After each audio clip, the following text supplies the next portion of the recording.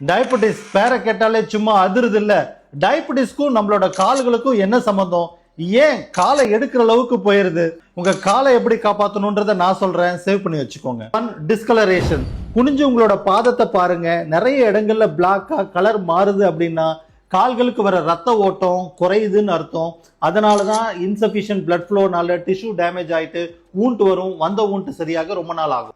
Sign 2 sensory loss அப்படின்னா நம்ம பாதத்துக்கு வர நரம்புகள் எல்லாமே சின்ன சின்ன குட்டி நரம்புகள்ங்க. இதுதான் இன்ஃபர்மேஷனை பிரெயினுக்கு கொண்டு போய் சேர்த்தோம்.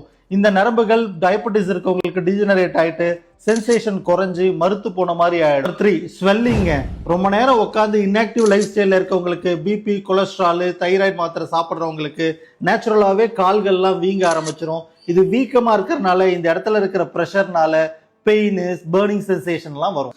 ஃபுட் எப்படி கேர் பண்ணணும்னா, நம்பர் 1, டெய்லி உங்களோட ஃபுட்டை தொட்டு பாருங்க, அப்சர்வ் பண்ணுங்க ஏதாவது கலர் சேஞ்சஸ் இருக்கான்னு. 2, நார்மலா உட்காந்துட்டு இருக்கப்போ குதிகால தூக்கிட்டு முன்பாதத்தை தூக்கி தூக்கி விடுங்க.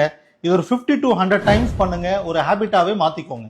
நம்பர் 3, குதிகால தூக்கிட்டு கொஞ்சம் பொறுமையா டோ வாக் பண்ண முடியுதான்னு எப்பவுமே செக் பண்ணிக்கோங்க. டயபெட்டிஸ் எல்லாருக்கும் இருக்கிறதுனால நம்ம அலட்சியமா சாதாரண விஷயமா நிறைய பேர் நினைச்சுக்கிறாங்க. இதை ரொம்ப கான்சென்ட்ரேட் பண்ணி பண்ணணும், இல்லைன்னா நம்ம உடம்புல இருக்கிற எல்லா உறுப்புகளையுமே அதை டேமேஜ் பண்ணும். உங்க பாதத்தை பாதுகாத்துக்கோங்க. Just for the information, doctor Ram physio.